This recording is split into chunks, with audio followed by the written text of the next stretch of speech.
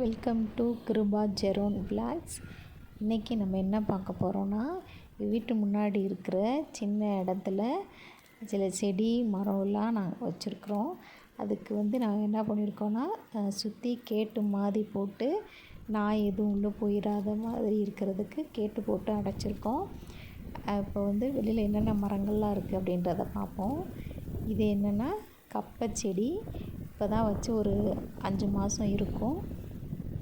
எப்படி இலையெல்லாம் கிளையெல்லாம் விட்டு எவ்வளோ அழகாக வளர்ந்துருக்குன்னு பாருங்கள்.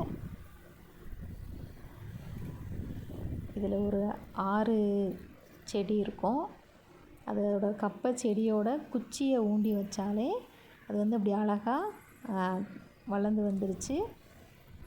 அடுத்து அது பக்கத்தில் இது ப்ரெஷர் பழம் அப்படின்னு, இது நல்லா நிழல் கொடுக்கும். நல்லா கொடை மாதிரி நல்லா விரிஞ்சு வளரக்கூடிய ஒரு மரம் இது. பாருங்கள், அதில் இலைகள், தண்டு பகுதி இதெல்லாம் எப்படி இருக்குதுன்னு பாருங்கள்.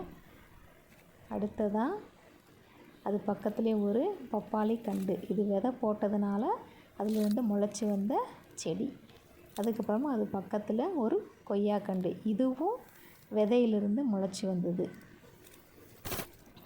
அதுக்கப்புறம் பார்த்தோன்னா அதுக்கு பின்னாடியே இன்னொரு பப்பாளி கன்று. இது நாற்று வாங்கி வச்சது. இது புங்க மரம்.